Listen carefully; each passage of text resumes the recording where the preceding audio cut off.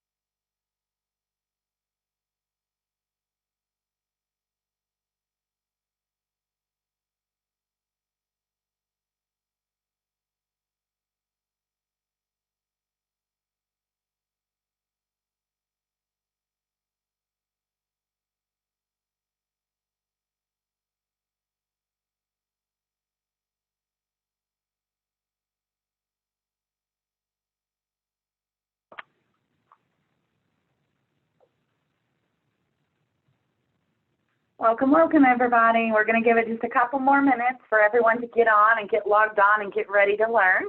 So I will come back here in just a few minutes. Just wanted to let everybody know how excited we are to actually get started today.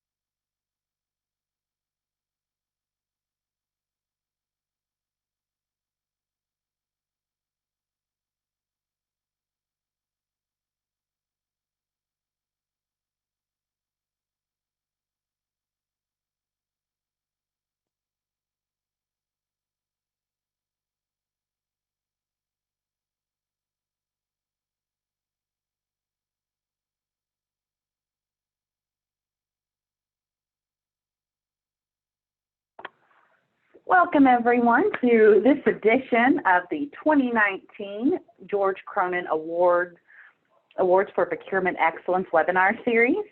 Today we're going to be working with our 2019 bronze winner from the great state of Minnesota. We have Rachel Doherty, who is the Enterprise Contracts Counsel for the Office of State Procurement in Minnesota. Rachel has been with the Office of State Procurement for about 5 years, and she works primarily with professional and technical contracts. Rachel is a 2001 graduate of the William Mitchell College of Law, and prior to coming to the state, Rachel worked in real estate, and it is her love of transactions that led her to procurement. We are so excited to have Rachel today joining us and taking us through this presentation. Before I turn it over to Rachel, I have a couple of housekeeping notes from us at NASPO. First of all, today's webinar, if you are viewing it, you are eligible for 1 contact hour of UPPCC credit. If you would like to receive 1 contact hour of UPPCC credit after the webinar, please email me. My email address, and I will put this in the chat box, is ldenhart, D as in David, E, N as in Nancy, H-A-R-T, @naspo.org, and I will get you your personalized, unique certificate in less than 24 hours. Also, if everyone would please look at your screen really quickly with me. If you take your mouse up towards, I believe it's the bottom, a little black line is going to appear, and you should see some boxes down there. You should see something that says Q&A. If you click that, that is our question and answer box. So as Rachel is going through her presentation, if you have a question about anything, I ask that you use that question and answer box. And then at the end of the presentation, we will go over all of the questions together as a group. Also, if at any time you're having a technical difficulty, please try to let us know in the chat function, and either myself or Mr. Kevin Miner will reach out to you to see if we can assist you with anything that's going on. There is the chat function down there, and I'm sending a message in it right now. Oh, there's Kevin. He's letting everyone know this is the best way to get a hold of me or him. And once again, if you're having a technical issue, please drop that in there. Now, I know that everybody didn't come to this to hear me talk some more, so I'm going to turn it over to Ms. Rachel Doherty. Rachel? Good afternoon, everyone. I am looking outside at a very snowy, cold picture, and I hope many of you are warmer than I am in Minnesota right now. I am going to present on our challenge-based RFP and how that has been a winning solution for Minnesota and the Department of Transportation. So what we're going to go over is the problem that ultimately created this challenge-based RFP. So the Minnesota Department of Transportation came to us, and they had some issues with their procurement, and we worked with them, and that's how we came up with this. I'll go over the solution that we came up while working with the Minnesota Department of Transportation. I'll go over some of our accomplishments and some of the neat contracts that we have awarded as part of this challenge-based RFP. And then I will go over, in closing, some challenges and opportunities for the future. So the MnDOT Connected and Automated Vehicle Office approached us, and they had this big question. How can Minnesota lead in the area of connected and automated vehicle technology? So here are some challenges that Department of Transportation faced. They had apprehensive vendors that were very nervous to apply to some of their requests for proposals. The traditional RFP process made it difficult to harness rapidly evolving technology.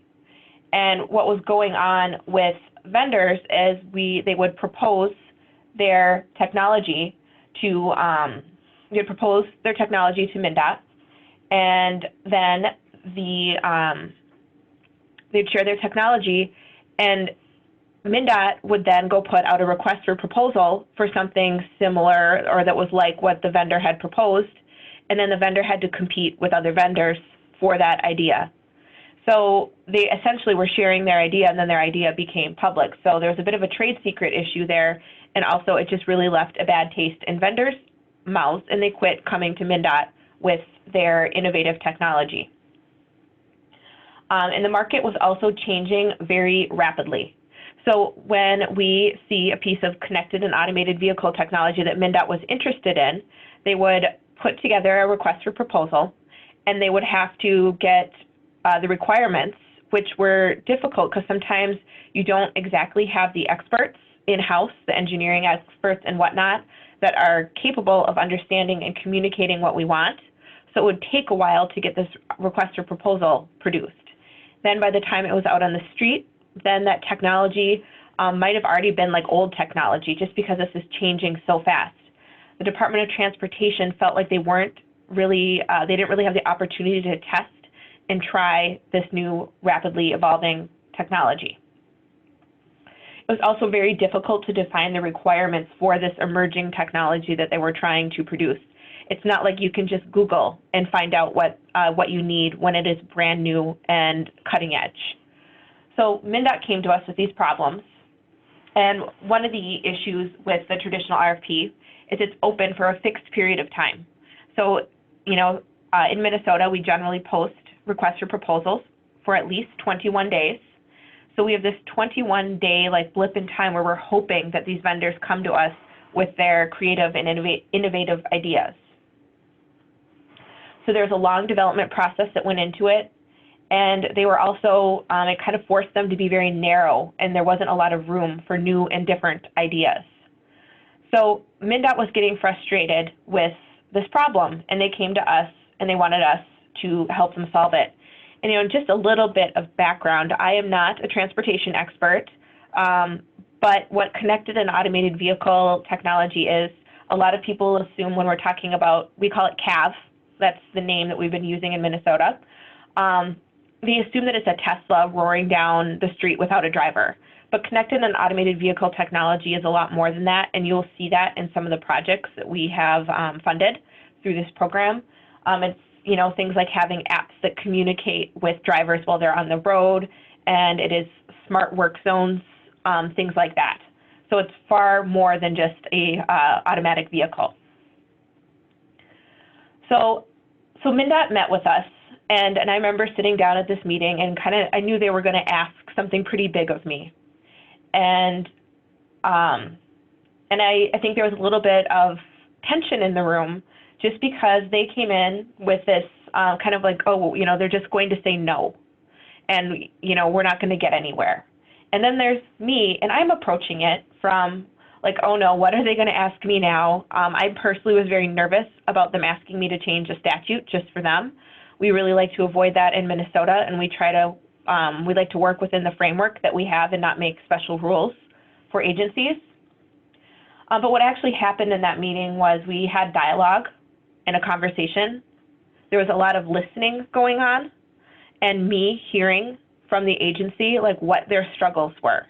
And it made me think, how can we help them get what they need?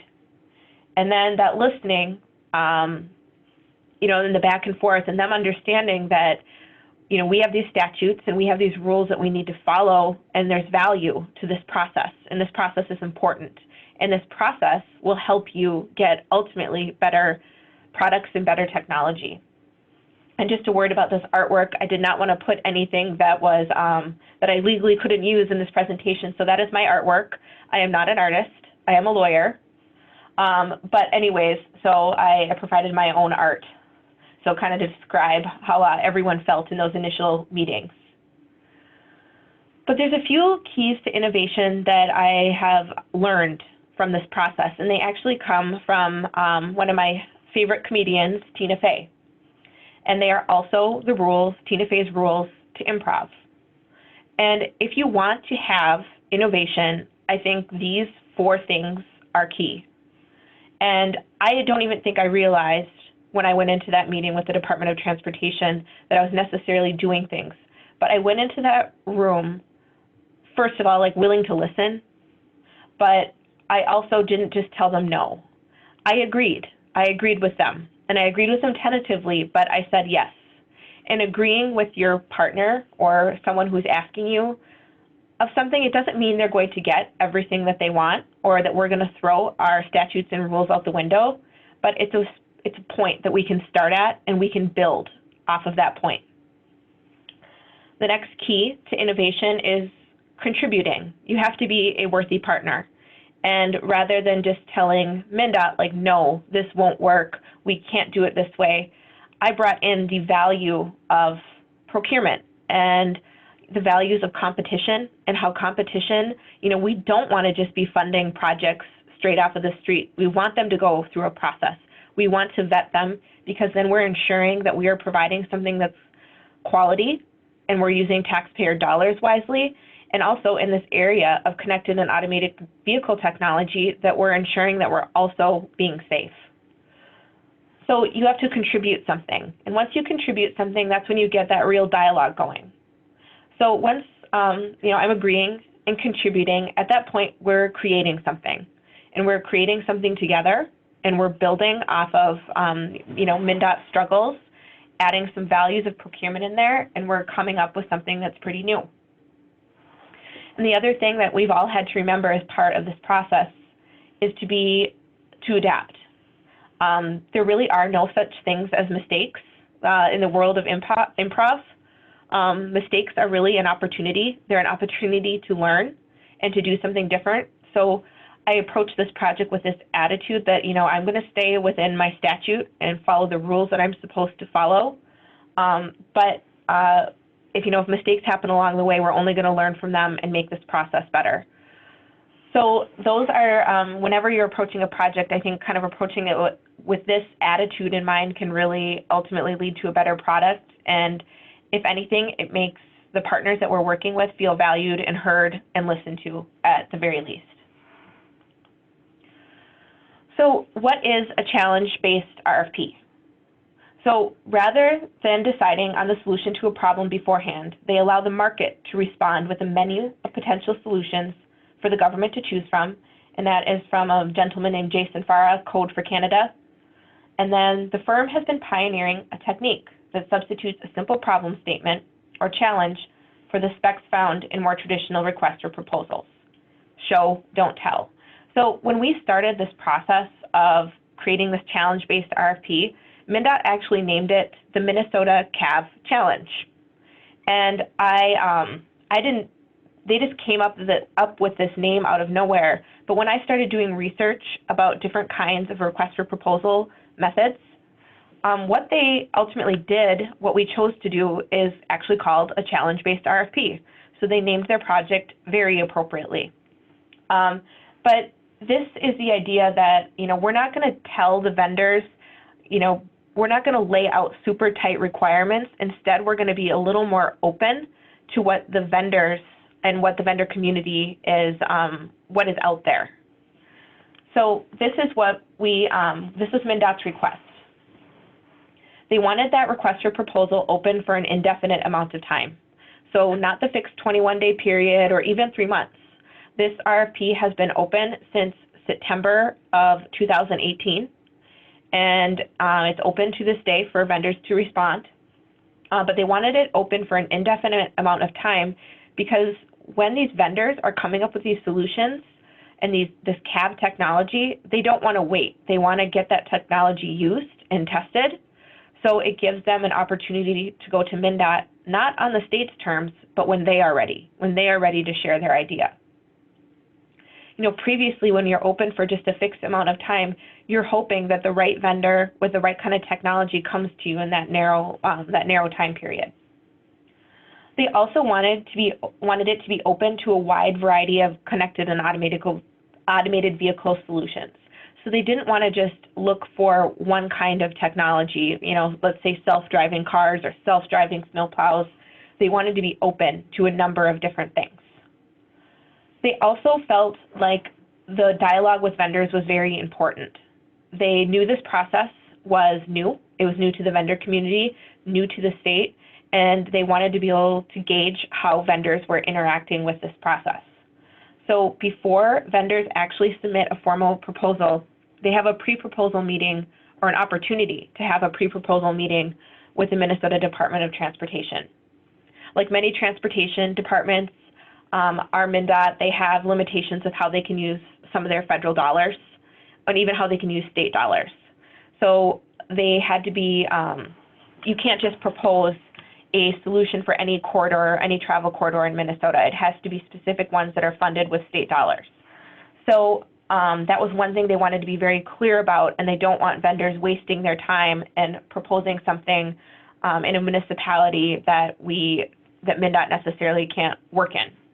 So they wanted to be upfront about their limitations with vendors, and if a vendor was on a wrong track with a proposal, they wanted to give them an opportunity to either fix it or maybe decide that it wasn't worth their time to propose given MnDOT's constraints. They also did not want to receive any trade secrets. You know, when vendors were coming to MnDOT with their ideas, they were always hesitant to put out a request for proposal because a lot of times, you know, that is the vendor's trade secret information that it's based on. So if a vendor wants to provide anything that they consider trade secret, they have to do so in a meeting where they are taking their materials with them. They really wanted the ability to offer contracts off of this request for proposal to vendors that met MnDOT's goals. So now our needs. First and foremost, the Office of State Procurement requires fair and open competition. And this is a statutory requirement for us. We have consistent requirements that all vendors are evaluated against. And this is written into our professional technical contracting statute. And I will say we are very lucky in Minnesota to have a very flexible statute for the most part that allows us a lot of discretion and ability to do things like this. And that's something when I get into challenges and opportunities that you have to be aware of what kind of statutes you're dealing with. But we wanted clear parameters and guidelines for vendors to operate within. We wanted vendors, when they go through this process, we want them to trust it, like they hopefully trust other processes in the Office of State Procurement. So we really wanted to be clear about certain things, like I was concerned initially when MnDOT wanted this proposal open for an indefinite amount of time. Well, how do we decide when to evaluate? How do we make that decision? I did not want MnDOT to be able to arbitrarily decide, oh, wow, this proposal looks really exciting. Let's evaluate it now. I wanted a more systematic approach to it. So the way we structured it is there are several different deadlines that are released as part of this proposal. So every proposal, I'm just using this as an example, received by March 30th will be evaluated in the month of April. So we have that consistent, and there's usually review periods about every other month on this. I think MnDOT is considering slowing it down just because one of the challenges of a program like this is when you select contracts for award, there is a heavy lift in getting those contracts negotiated and executed. So that was something that was important to me, that we had those clear parameters and guidelines and vendors knew what to expect and when they would hear from MnDOT and what the process would be like. And then as part of our statutory requirements, we have to have both subjective and objective criteria. And one of the challenges with this is how do you evaluate price when you are getting such a variety of solutions in. But I wanted that objective piece built in, and usually that is centered around price. And what we did is the proposals are given a specific amount of points based on the available funding. So if they're in, I think, if they're 5 to 10% or under 10% of available funding, then they get the full points. And then there's another tier where they get, a middle amount of points, and then the lowest for proposals that consume the most of the available funding. So that's the objective criteria they used. And then just having that systematic approach to vendor selection was very important. And one thing that, we communicate that deadline of when all proposals received by the state will be reviewed. And another thing is every vendor, like how do you score a work zone safety initiative against a self-driving bus? Those are two very different things. But what MnDOT focuses on is some broad goals that every project could meet. And we'll go over those in the next few slides. So we did agree to that indefinite period of time. We have review dates that are specified in the RFP, which I mentioned approximately every other month.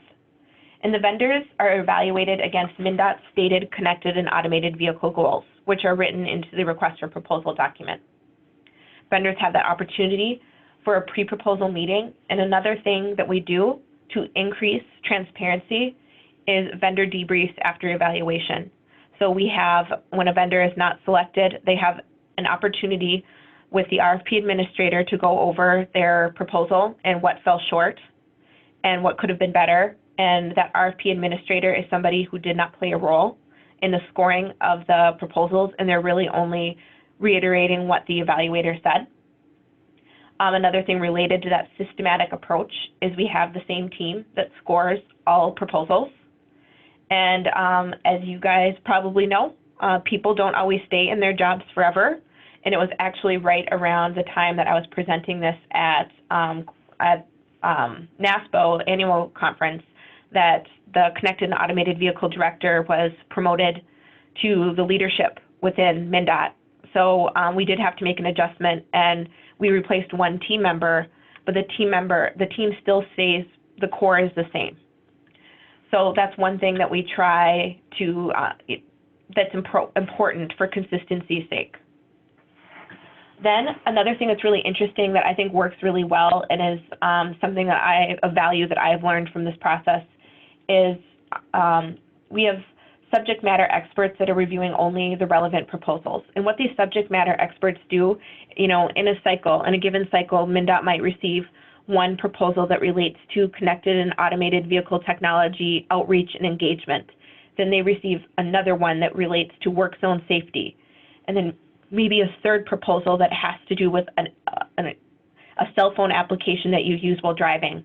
All three things are different, but you have subject matter experts that review each one of those proposals, and then they come and they meet with the evaluation team.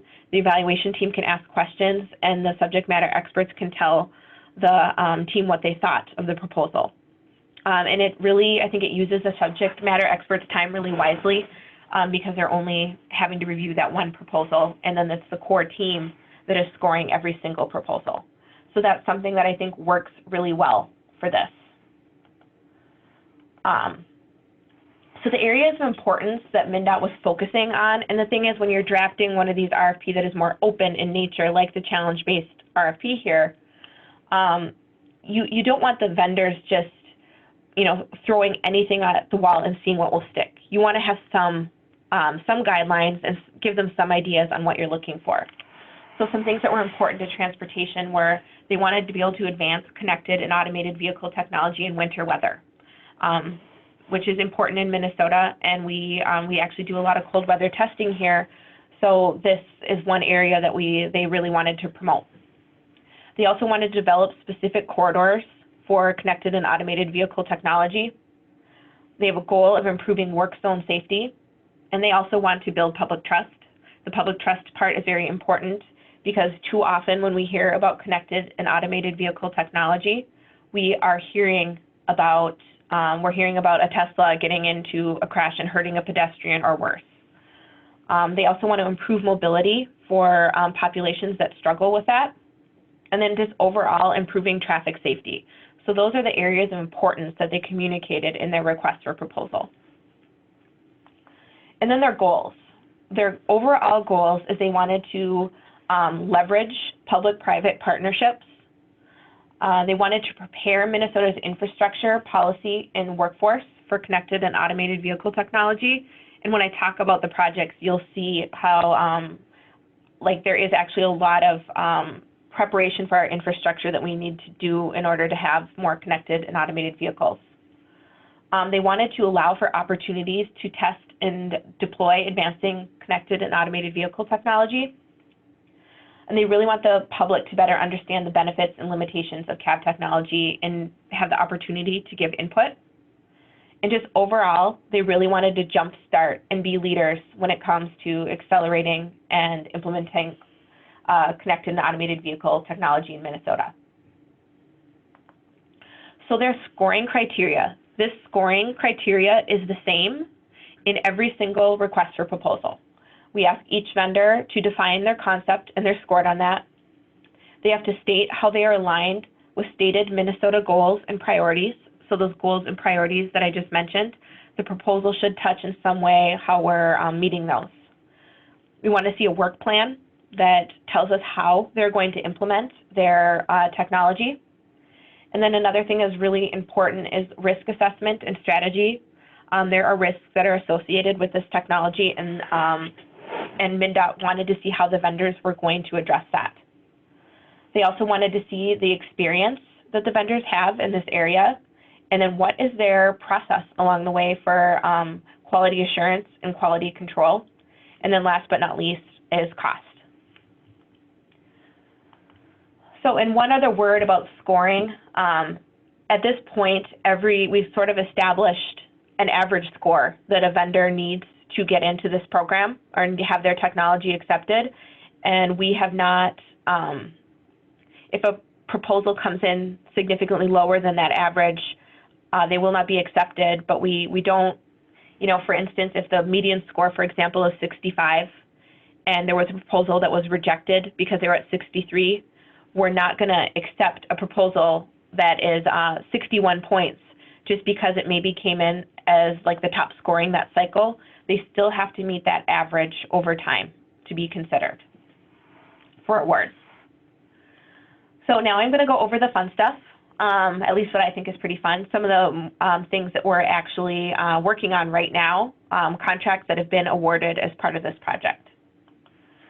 So this is a 40-foot, I still can't say this word, I keep on trying, autonomous bus state consortium. So when you go from city to city around the United States, you might notice that the buses all often look quite a bit alike. The thing is, municipalities tend to buy the same kind of buses. So when we are purchasing, we're considering a connected and automated vehicle bus, we want to have states and municipalities and transit organizations that are on the same page. So MnDOT has joined a consortium that is working to define locations for testing the bus, creating and operating a financial plan.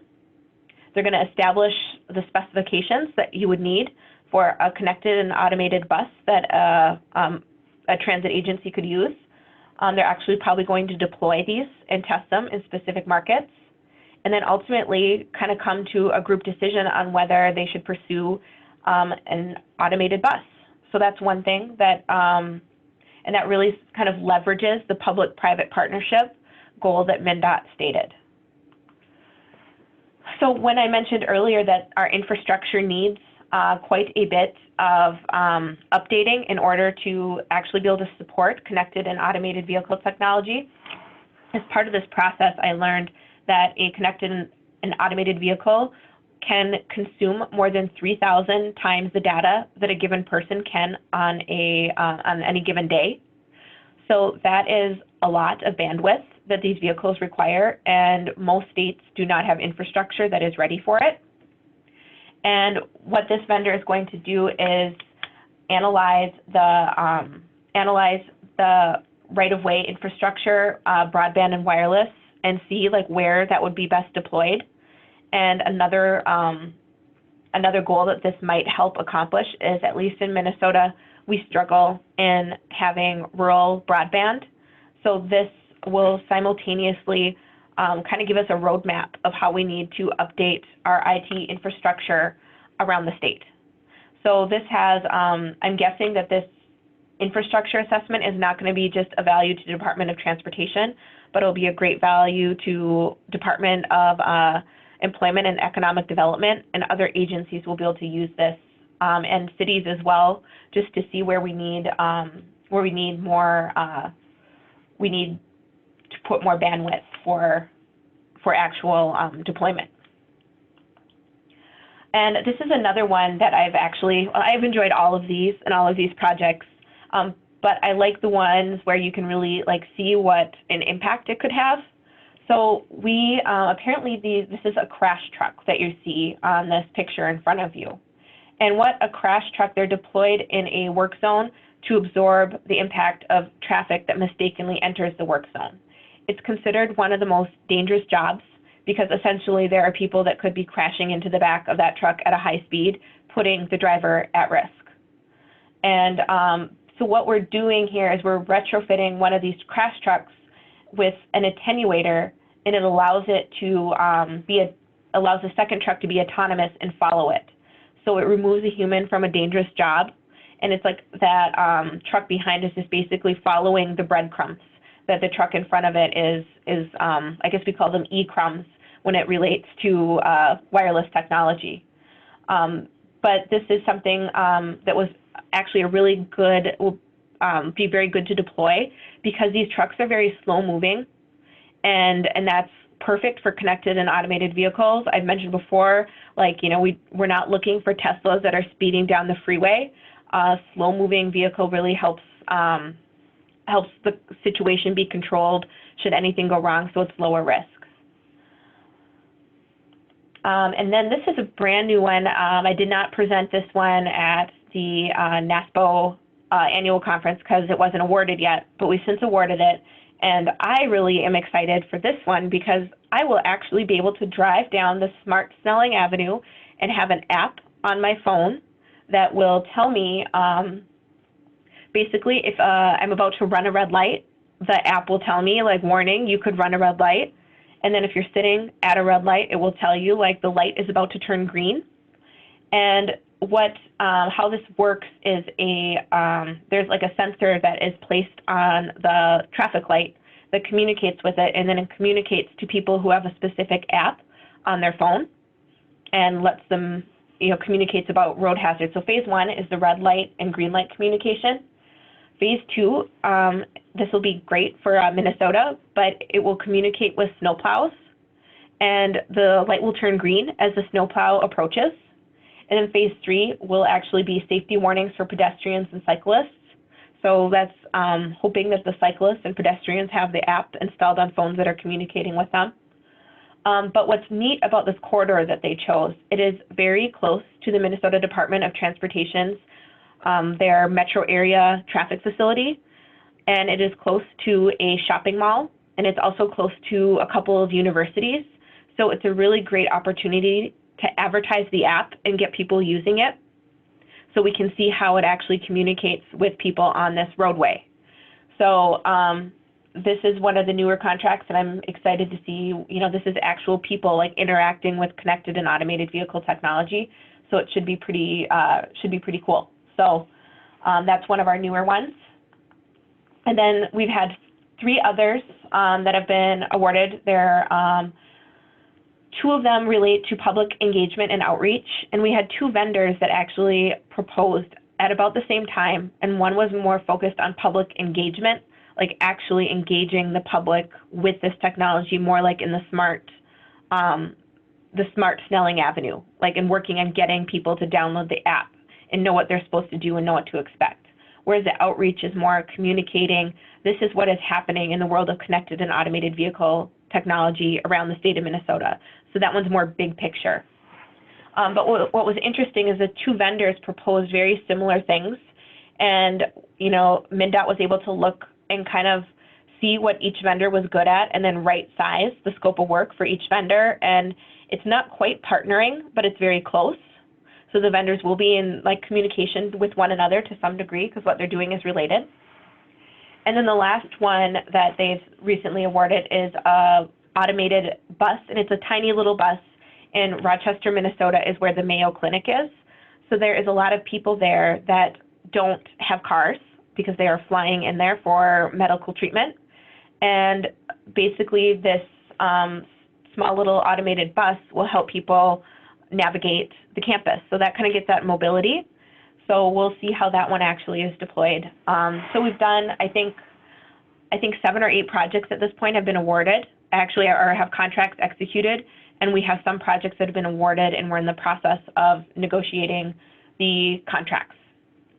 And what's interesting about, one thing is the RFP process can be a little bit faster now that we have that RFP published and waiting, but sometimes it does take a bit longer to get contracts in place, which kind of brings us to our challenges and opportunities. So a few challenges and opportunities that we've identified is we would really like to introduce this framework to other state agencies. We are very lucky in the state of Minnesota to have a really great relationship with the Transportation Department. We work very closely with one another, and there's a lot of trust between us, which helped, was one of the reasons why we were able to launch this program so successfully. But we are looking for other state agencies to work with. How do you determine which projects this is appropriate for? How do you ensure that there are adequate oversight and controls? And we also, what does a protest look like? So, things to prepare for if you want to launch your own challenge-based RFP. You have to prepare yourself for a lot of questions. This is new to the vendors. It's also new to probably procurement folks within agencies and maybe around your central procurement office. And people wonder, how is this going to work? What's the execution going to be like? And I find for this one, you really have to embrace that, that fourth point about innovation, where, you have to be willing to adapt and kind of see the questions as opportunities to learn and further develop. I feel like we actually learned a lot by just talking about this and kind of going through scenarios and my supervisor asking me questions. Well, how are you going to ensure this happens? You also have to ensure you have to have appropriate bandwidth. This is, once you get that request for proposal released, there's not as much work on the part of the agency, but there can be a lot of work on the behalf of contract staff. There is a heavier procurement load for Minnesota Department of Transportation. I've had a team member that has been involved. It's either been her or myself that has gone to just about every single evaluation meeting just to see how this is going and making sure that we're providing that adequate oversight and control. I also like having someone at those meetings because it helps me recognize when there are additional needs for a particular contract. I work in professional technical contracting, and just to the crash truck, I am not familiar with shipping gigantic vehicles around the state or around this country. And that TMA truck, I think it's starting out in Philadelphia, and then it's going to go to Florida for some testing, and then it comes back to Minnesota. So I had to work very closely with people on our acquisition staff that are more familiar with dealing with large vehicles and shipping them and storing them. And so that was something that I was glad to be aware of and start making preparations so we could get that contract executed. And then the funding piece, the funding on this one, they generally get an appropriation from the legislature and possibly other sources that they, and it can vary a lot depending on the kind of project and the funding that they have. So it's just something to consider and be aware of. There are also, timing issues that are important to consider. Do we have, when they accept a certain proposal, are they able to do it at that time? And that depends around MnDOT, because the Connected and Automated Vehicle Office will bring the project forward, but usually it touches another area of MnDOT, and they have to make sure that they can actually execute a contract at that time. And then the transparency piece, I feel like it's very, very important with new processes to be transparent, so you have to be prepared for that and what that means with your public data laws and whatnot. So what are appropriate projects? They should be things that are low risk of non-award. I'm very excited for all of those projects that we have funded with the Minnesota Department of Transportation and that we've executed contracts for. But every single one of them, they were not critical needs.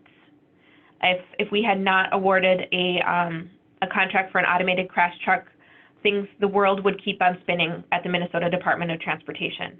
So it has to be a low risk of non-award, because when these come in, you may not necessarily get things that you're necessarily looking for, and you have to be prepared for that.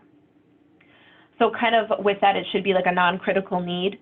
We don't want agencies necessarily going out for things that are mission critical, that could hurt their organizations if they don't get someone on board fast enough. It also should be something where you're relatively flexible in your needs. You don't want to have, if you have to have really rigid requirements, this is probably not the right process for you. It works really well when we can pose a problem to solve or define broad goals for vendors to meet. On these, requirements are either unknown, hard to define, or rapidly changing. So where do you start? If you are looking to try this at your agency, you want to find an agency or user that you trust and propose an idea. You can also, depending on when you get involved with the procurement, I know here, I always beg agencies, please tell me when you have something, that might be complicated or hard. I'd like to be involved in the beginning. It always helps us when we're involved in the very beginning, because that's when at least I can recognize the opportunity and the space for innovation. Areas that I think are particularly suited to challenge-based RFPs, public health. I have met with our Department of Public Health and just proposed this idea to them, because our public health, they have to do a lot of outreach and engagement, and sometimes we don't always know the best way to engage certain communities. So there might be some opportunities there to come up with some ways to work with underserved communities. Same kind of thing with human services. Is there ways to creatively deploy some of the things that that humans need to go about their daily lives? Possibly in housing too, there's lots of interesting and innovative models that relate to solving public housing issues. So that's another area where this might be appropriate. But really, finding an agency that you can work with and trust if you're doing this for the first time is really important, which kind of gets to the next, some lessons that we've learned. Trust between procurement and program is essential. And we're lucky to have had that with transportation from the start. And, when we started embarking on this, and there were a couple things that I thought were maybe off about their process that I would like them to do differently, they were very open to that, and they trusted me. They knew that I wasn't doing it to make their jobs harder or to get in the way of, the way they were doing business. So the trust is important. And then that oversight piece is also really important. You want to establish it in the beginning, and it should exist through the lifespan of the project. We are going to have a meeting, I think, next month about what the future of the Connected and Automated Vehicle Challenge looks like. What are some things that we can do differently? What are some things that we can do better? And just, we're going to keep on the process of continuous improvement and making this better. The vendor dialogue is also key. I know sometimes, at least here, agencies get really nervous about talking to vendors, but as part of this process, I think it's important because it's new. And that debrief after evaluation can be really key in helping them understand. When the process is very open, and it can be harder for them to understand why their project wasn't accepted, funded, or awarded. So having that debrief can be a great opportunity. There was one vendor who came in, and MnDOT really liked their idea, but the execution of it, there was some issues with it. And having that vendor conversation and saying, we like this, but, should you apply to this again? This is what needs, this is the area that you need to focus on, can really ultimately get a better product for all involved. And, the other thing is just be very aware of your state statutes around procurement. Like I said, in Minnesota, we're lucky to have a relatively flexible procurement statute that allows us to do this. I understand it isn't always as straightforward with, what you have to work with. But, pay attention to your statutes and rules, and hopefully if you don't have the flexibility, it's maybe something you can ask for, ask for from the legislature, and hopefully have the trust to actually have the ability to execute this. It's been very good for transportation, and they are very excited about the stuff that they're deploying, and it's been very great for us to be a partner with them in actually leading and getting and actually being innovative and pushing us forward as a state. If you have any questions, you can feel free to email me, And if you have any transportation-specific questions, you can email that gentleman named Ron Bisick. He's the RFP administrator that I've worked with throughout this whole entire process, and he's going to be able to direct you to folks in MnDOT if you have any specific transportation-related questions. And with that, if you have any questions now, I am happy to answer them to the best of my abilities. Hey, Rachel, it's Lori. Wonderful, wonderful job. We've had a couple questions come in, so I figured I'll just take you through these. The first I have is from Don. Don would like to talk about, is the funding disclosed in the RFP?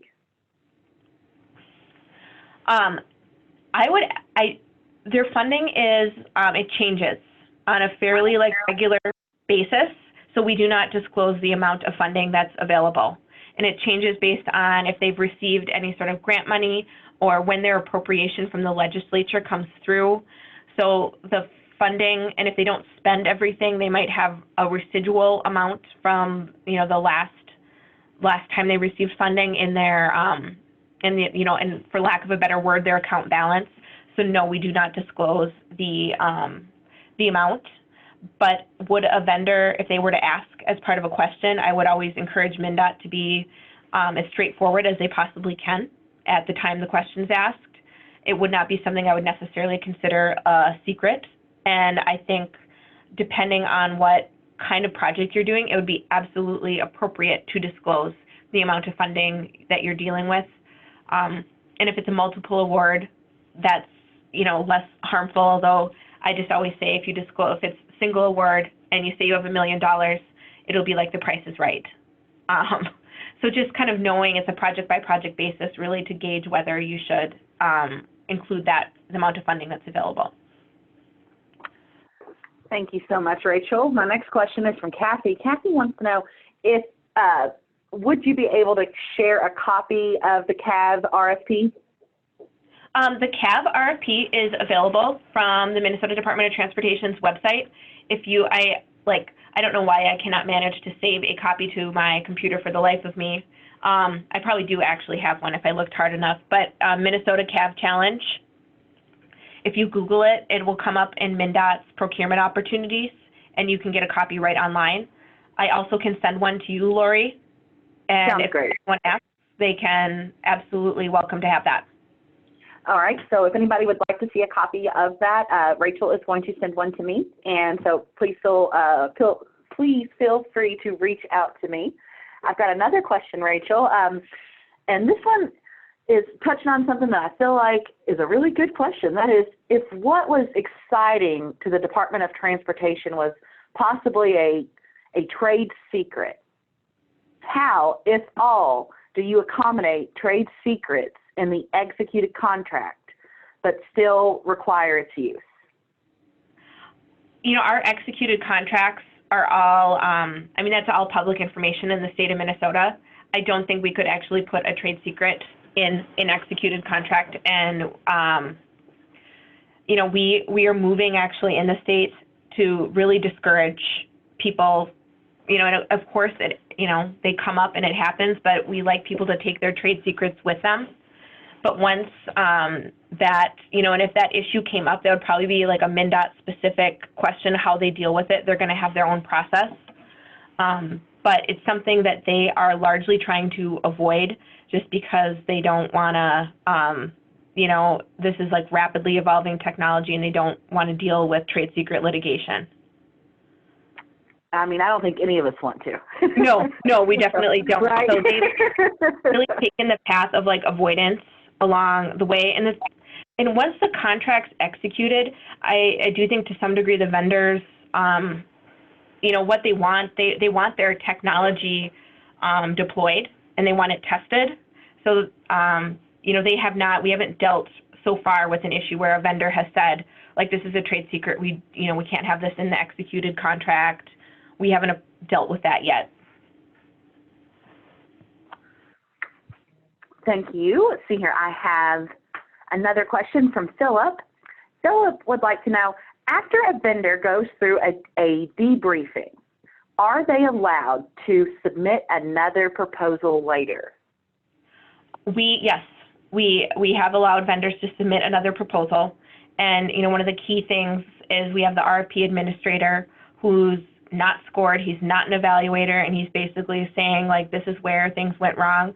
We have had vendors, we had one where they submitted the exact same proposal and they changed the dates, and, and it was the same result.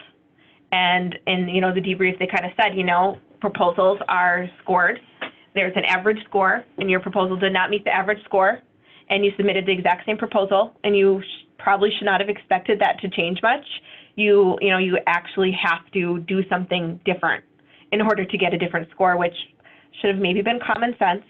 But nonetheless, we have had people submit multiple times, and that's something that I would actually like to touch on with MnDOT in our meeting is how do we want to address that? We have we have a program here, our MnSite, which is IT staff augmentation, and and that's a master contract program we have, and that is open as of right now indefinitely, and vendors have to wait a month before submitting a proposal again. They have to go through a vendor debrief, and then if they don't get accepted a second time, we have them wait 6 months.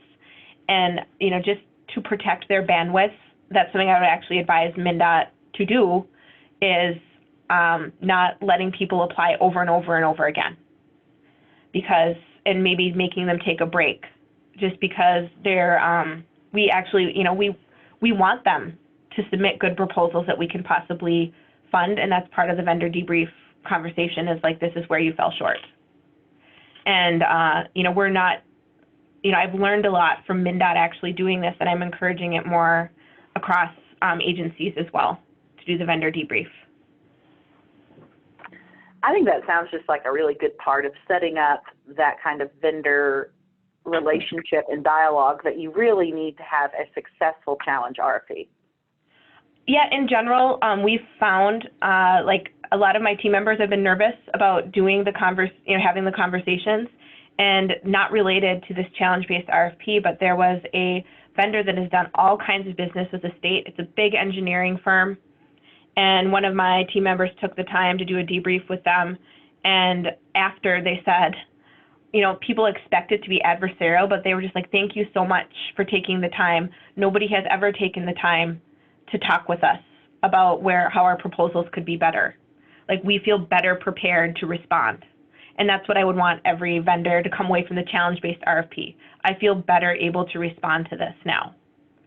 And then we get higher quality proposals, and there's just trust that's built between us and the vendor community.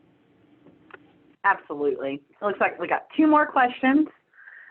Next, I have one from Joe, who wants to know, has Minnesota used this method for any other projects, or are there any pending? We have not used it for any other projects. I have been in conversation with the Department of Health just because I see a lot of opportunities there to do something like this. And it's something I think agencies need to prepare themselves for, sometimes ahead of, like, when we go into legislative session. MnDOT's kind of lucky to have this little pool of money that they can spend this way, but not all agencies get that kind of money appropriated in that same exact way. And one thing we're trying to get better that I think will allow us to do more of these is to be ahead of the procurements. And often when they come to us, we're they're just waiting for our signature, and then they're ready to go. I would rather see that 6 months ahead. And so we're trying to kind of create that idea with agencies that reach out to us ahead of time. We're trying to do some really cool things, and you have an opportunity to be part of that if you reach out sooner rather than later. And that's just what we've found across the board. The sooner that we can be involved, the more value that we can add as procurement, and the more that we're seen as partners that have something to offer that adds value. It's much easier to do early than late in the process. So that's part of our initiative to spread this more, is to also be getting ahead. And that's where, we already had this great relationship with MnDOT, and, and are just kind of looking for the same thing to happen in another agency. So I've had conversations with health, and I know that their procurement people are trying to spot these as well, and things that it would work for. We have another question that's came in, Rachel, who wants to know, so with the evolving supplier involvement throughout the RFP, have contract changes from supplier coordination or changing requirements ever been an issue?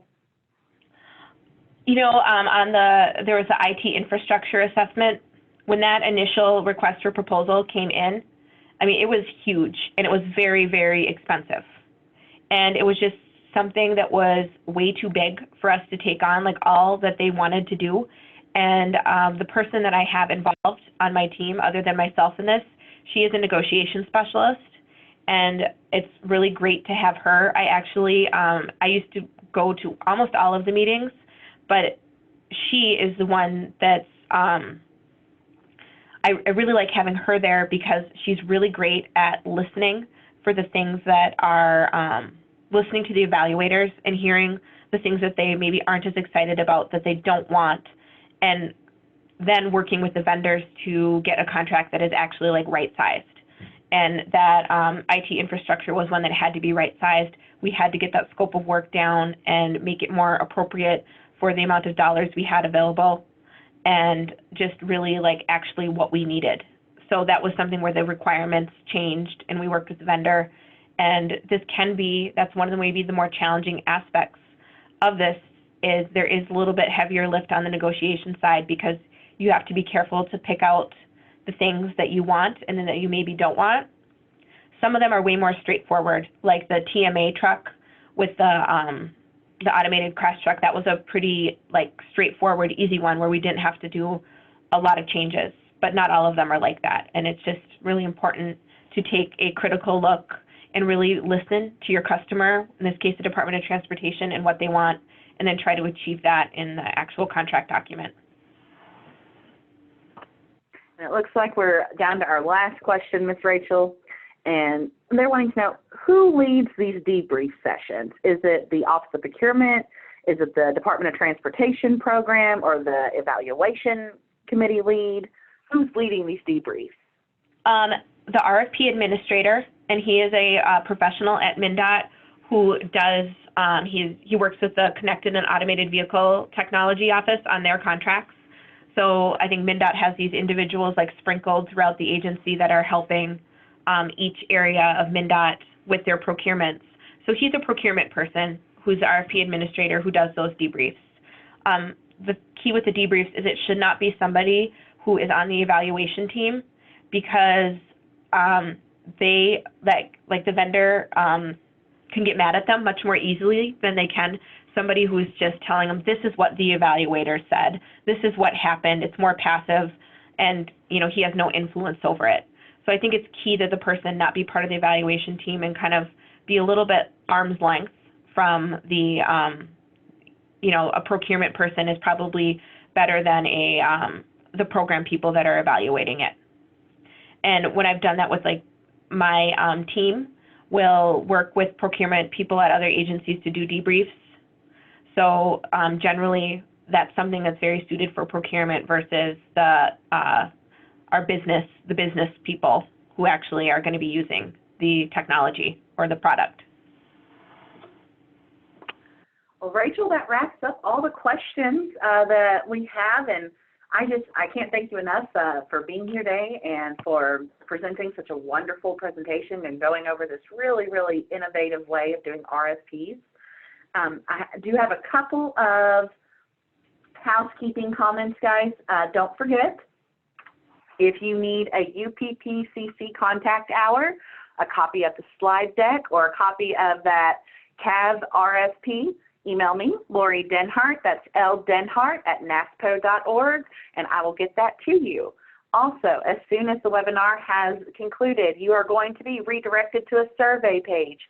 Guys, I know everybody gets survey fatigue, but this is 3 to 5 super short questions that will help us significantly improve the way that we produce webinars at NASPO, and making sure that we are still producing those quality content-heavy webinars for you. So please, please, please take the survey. Rachel, again, thank you so much for joining us today. You did an amazing job, And everybody, I hope you can hear me, but I'm clapping for our 2019 Bronze Cronin Award winner, the great state of Minnesota, and Ms. Rachel Doherty. Thank you, Rachel. Thank you. Have a great day, everyone. All right, thanks, everybody. Everyone have a great week, and it's Friday Eve, which is always good news. Yes.